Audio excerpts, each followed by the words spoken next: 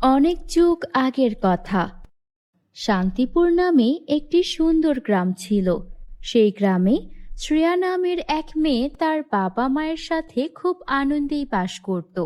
শ্রেয়া সারা দিন শুধু খেলাধুলা করে দিন কাটাতো। তার বাবা খুব কষ্টে সংসার চালাতো। একদিন শ্রেয়ার বাবা অসুস্থ হয়ে যায়। তখন শ্রেয়া তার বাবার কাছে গিয়ে বলে, বাবা, আজ তো তোমার শরীর অনেক খারাপ। আজ তো তাহলে তুমি বাজারে যেতে পারবে না। আর বাজারে না গেলে তো তোমার দোকানও কেউ চালাতে পারবে না। দোকান যদি না চলে, আমাদের সংসার কিভাবে চলবে? আচ্ছা বাবা, আজ তাহলে তোমার বদলে আমি গিয়ে দোকান চালাই।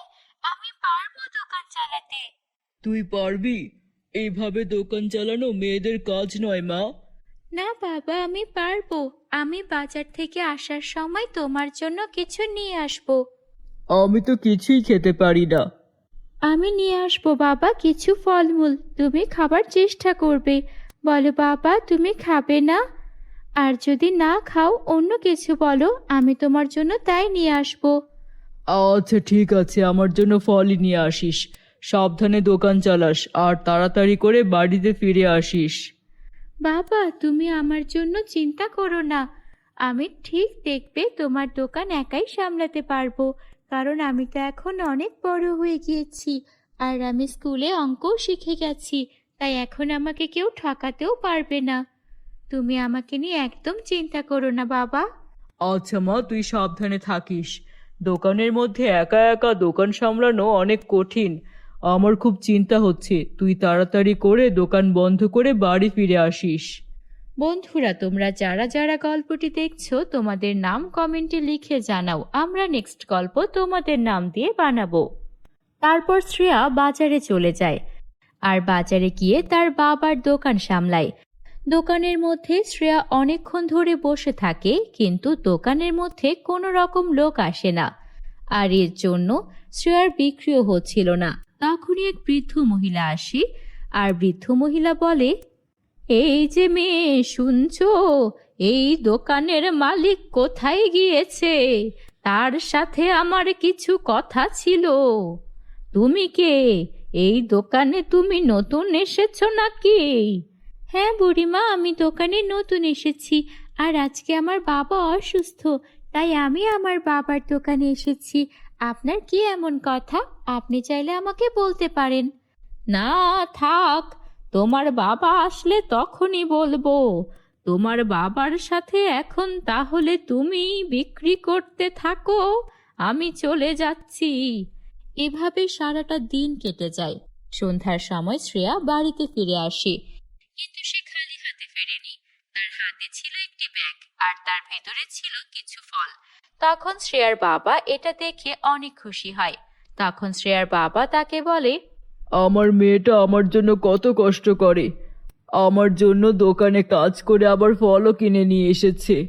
আমি সত্যি তোকে কি বলে যে ধন্যবাদ দেব। কিন্তু আমার যে মনে হচ্ছে রে মা, আমি আর কোনোদিন সুস্থ হতে পারবো না। এভাবে বলো না বাবা, তোমাকে ছাড়া যে আমিও নিঃস্ব হয়ে যাব। সারাদিন দোকানে তেমন বেচা কিনা হয়নি।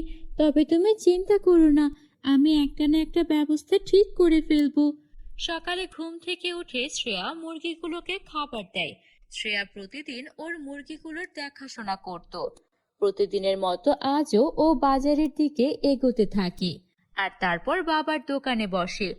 এসে দেখে সেই বৃদ্ধ মহিলাটি আবারও সেখানে এসে অপেক্ষা করছে। আপনার কি প্রয়োজন আমাকে বলতে পারেন। আপনি তো কালকেও এসেছেন, আজকেও এলেন। আপনি আমাকে বলুন না কি হয়েছে, কি প্রয়োজন এই দোকানে, আর আমার বাবাকে কি বলতে চান? আমার অনেক প্রয়োজন তোমার বাবাকে। তুমি তো অনেক ছোট, তোমাকে এসব বলে লাভ হবে না। আপনি আমাকে বলেন না। আসলে তোমার বাবা আমার থেকে 10,000 টাকা এনেছিল, তাই ওগুলো। আপনি তো দেখতেই পাচ্ছেন বর্তমানে এই দোকানে কোনো কিছু বিক্রি হচ্ছে না। আপনি আমাকে কিছুদিন সময় দিন, আমি আপনার টাকা পরিশোধ করে দেব। শ্রেয়া মনে মনে ভাবতে থাকে এই মুহূর্তে 10,000 টাকাও কিভাবে পরিশোধ করবে। বাবা, তুমি কি কারো থেকে 10,000 টাকা লোন নিয়েছিলে? একজন বৃদ্ধ মহিলা আমাকে এসে টাকার কথা বলছিল। হ্যাঁ, আসলে নিয়েছিলাম তো, কিন্তু ওনাকে তো বলেছিলাম কিছুদিন পর আমার থেকে নিতে। ওনার মনে হয় টাকাটা দরকার, উনি এখনই চলে এসেছে। আচ্ছা, তুমি চিন্তা করো না, আমি ওনাকে টাকাটা দ্রুত দেওয়ার চেষ্টা করব। শ্রেয়া মন খারাপ করে সেখান থেকে হাঁটতে থাকে আর তারপর একটা জঙ্গলে গিয়ে কিছুক্ষণ বসে থাকে। এভাবেই দিন কেটে যাচ্ছিল। শ্রেয়া অনেক চেষ্টা করছিল টাকাটা জোগাড় করার। এদিকে ওর বাবা একদিন অনেক বেশি অসুস্থ হয়ে যায়। আমাকে ক্ষমা করে দিও মা, আমি তোমাকে দেখে রাখতে পারলাম না। তোমাকে একা করেই এই দুনিয়া ছেড়ে আমাকে চলে যেতে হচ্ছে। তারপর কিছুক্ষণের মধ্যেই শ্রেয়ার বাবা মারা যায়। শ্রেয়া অনেক কান্নাকাটি করে। বাবাও আমাকে ছেড়ে চলে গেল, আমার কাছে তো এখন টাকাও নেই। আমি এখন কিভাবে বাবার ওই ঋণ পরিশোধ করব? আমি তো বাবাকে ছাড়া একা কিছুই করতে পারবো না। শ্রেয়া এইসব ভেবে পথে পথে ঘুরছিল।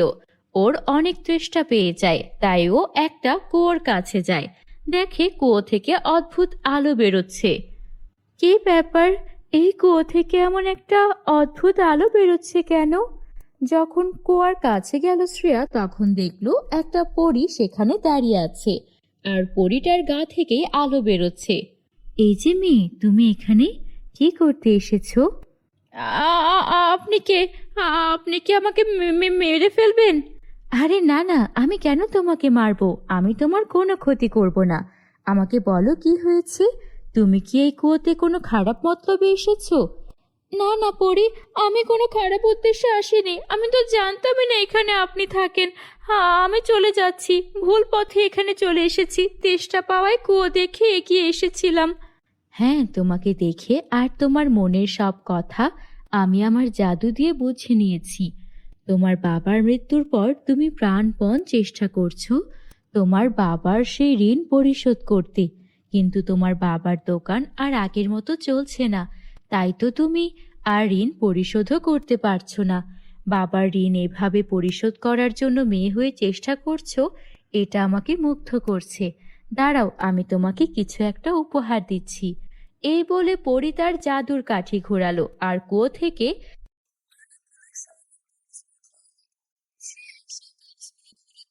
সেগুলোর মধ্যে অনেক সুন্দর সুন্দর স্বর্ণের মোহর রয়েছে। এই সবগুলো মোহর তোমার।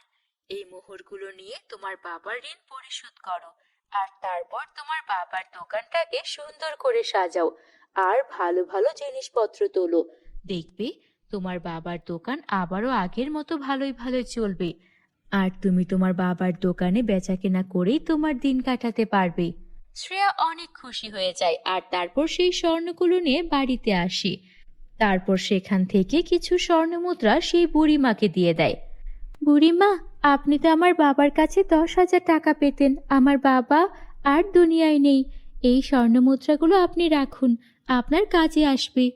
আমি তো মাত্র 10,000 টাকা দিয়েছিলাম, এগুলোর মূল্য তো লাখ লাখ টাকা হবে। তুমি আমায় দিয়ে দিলে।